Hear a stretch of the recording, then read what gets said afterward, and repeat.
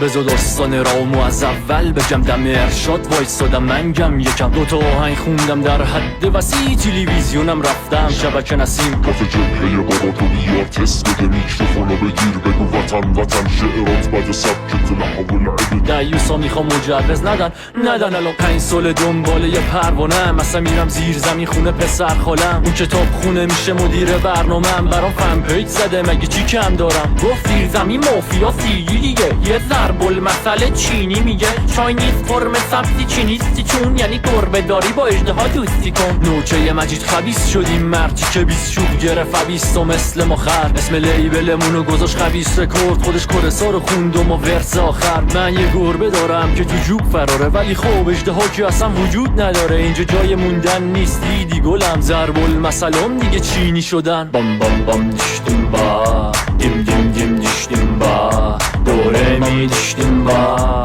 موسیقی دیشتیم با بام بام بام دیشتیم با دیم دیم دیم دیشتیم با دوره می دیشتیم با موسیقی دیشتیم با. من دیگه خسته شدم مردک و دیوونن، میرم پناهندشم قدرمو بدونم. ویدیوام تازه فرستادم واسه VOA، شرایط یا بیدیم باش یا یه کمی گی. دو بیت سیاسی ناله کردم گریش گرفت، گفت معترضامون عجب لحنی دارن، دورید نمده شورش شنی دارن، فقط چیزایی بخون که منی دارن. من از این روشم فکرها چی کم دارم، مدرک مهمه شب برم کنکور، ملاقات بیمار سلفی با یه تون کمپوت و یه فوش آبدار به رئیس جمهور، یا برم لس آنجلس تز رپ بدم خودمم بخونم از سر شکم ها. مثل باز مونده های نسل ماموتا که 50 ساله موندن تو دهه 50، همونه که سیر ترشی 100 ساله شدن، کلیشاشونو کردن مهره بازی. قضاوت چیه؟ تکرار در حدی شده که میتونی با اسم آهنگ و جمله بسازی. هنو خانم چیزی بگو زبونمو نمیفهمید، یه چیزو میدونم که خیلی بیرحمید. اینجا فقط میخوان ازت فاز بپرونن، خودشونم باید برن گاز بچرونن. بام بام بام دیشتیم با